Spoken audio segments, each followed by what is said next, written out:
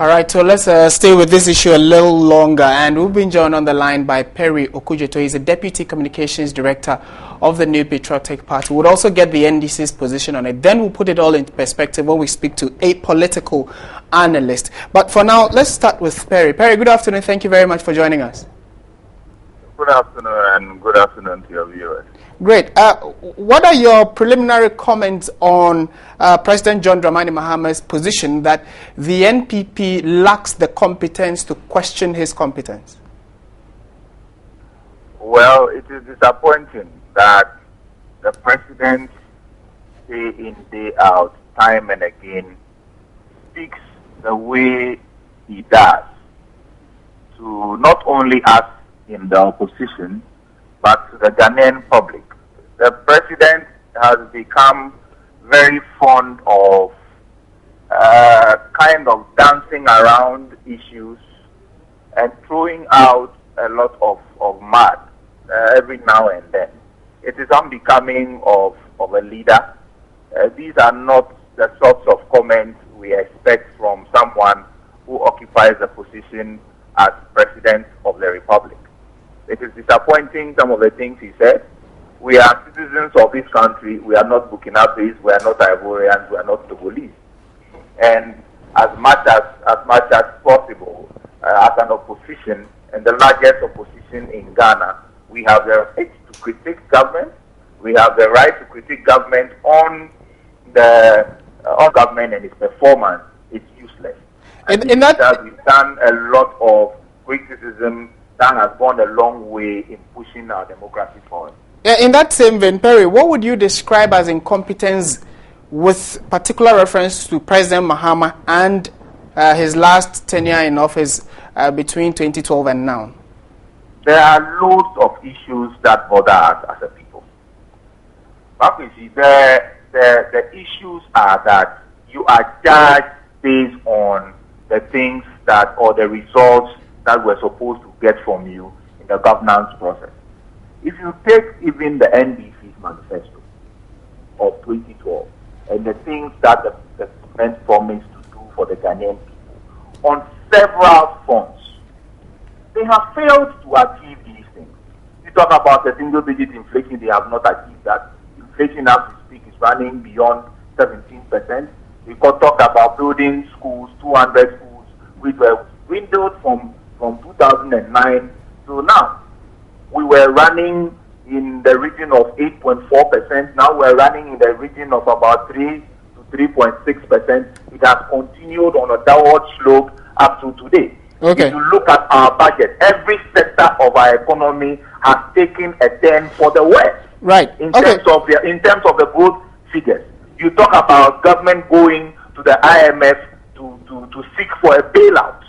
Before the budget was read a couple of days ago, the IMF officials had to come to Ghana and try and look through our books to make sure that we're doing the right thing. Right, Perry. Before our finance minister could read the budget. Perry, just hold on a while for me. Let me also bring in Koku Anyidho, who is the Deputy General Secretary of the National Democratic Congress here, to put some of the questions you've raised to him. But I would come to you to also find out whether or not the government has not achieved anything at all, because they also list a host of items or a host of things they will say are achievements that they can boast on or use as campaign tools in 2016.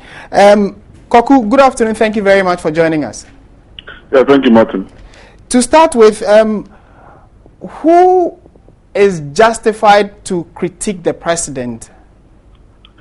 Everybody is justified to critique the government or criticize the government in good faith. What is unacceptable is when a physician who cannot heal himself attempts to heal others by using certain language. And that's the point the president was making. If Bawumia wants to go on the tangent of incompetence, then we say, Bawumia, physician, heal thyself, because when it comes to incompetence, you are the one who has exhibited gross incompetence vis-a-vis the 8-month wasted period in the Supreme Court. With your pink sheet, you and I were not there, you and I were not there, you and I were not there, wasted everybody's time, displayed crass ignorance of the electoral process, exhibited gross incompetence and walked away with rotten eggs and rotten tomatoes on your face. Again, when he has to do with this protest register, it was the same Bawumia who held a press conference at the Lisa Hotel and made so much noise about some phantom 70,000, 80,000 to go list on the Ghanaian register. When push came to shove and we went to the same Alisa, Bawumia was nowhere to be found. That day he left Makmenu wearing the garb of incompetence vis-a-vis the MPP's noisy propaganda. So we are saying that Bawumia, heal yourself. If you make a mistake of wanting to fly on the wings of competence or incompetence thereof, you are the one who's going to first fall. Because when it comes to incompetence, you have displayed it at every level. And of course, all the mess in the MPP today is because of the incompetent leadership of Akufo-Addo and Bawumia.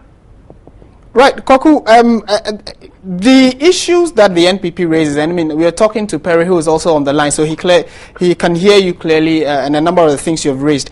They are saying that you promised to achieve single-digit inflation, you failed to do that. The infrastructure that you promised, you've not been able to live up to it. There are clear, a number of the economic indicators are not favorable to the country.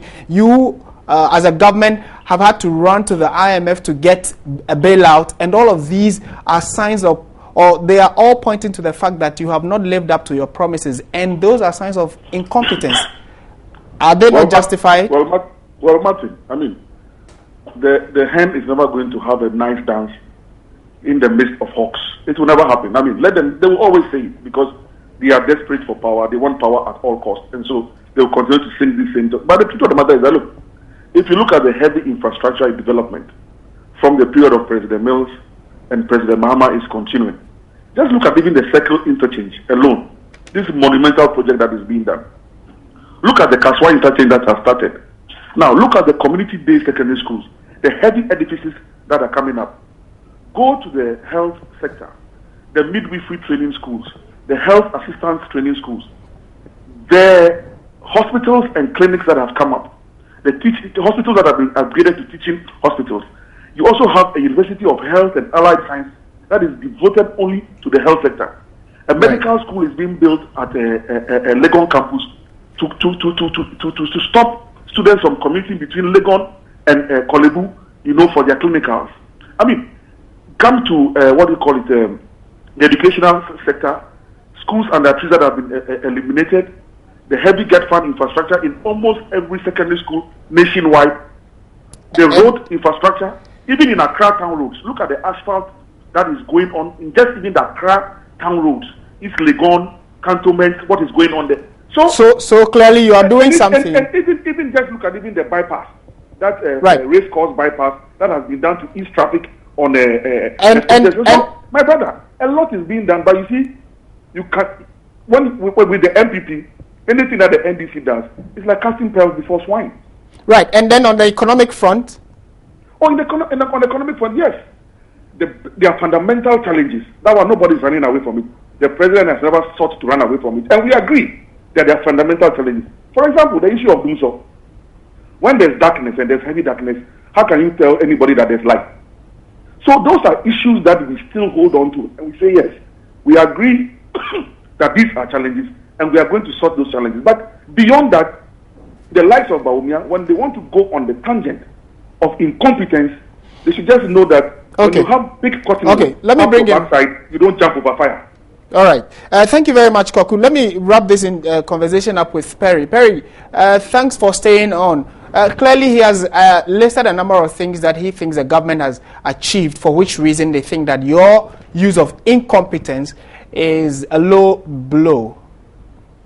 Well, there are several other things that we think as a government, the government has not lived up to the expectations of the Ghanaian people.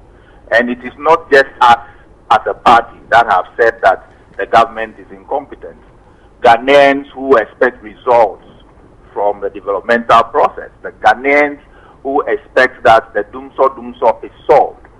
For 4 years we have stayed in darkness, businesses are suffering. Right. I believe as I speak to you on TV3, your generators are blazing and you are buying diesel daily to be able to sustain your network.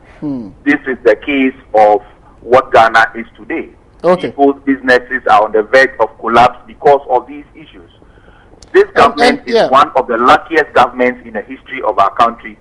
borrowing money, getting proceeds from oil. This is the only government in our history that has gotten proceeds from oil. This government has gotten a lot of revenue in terms of our taxes.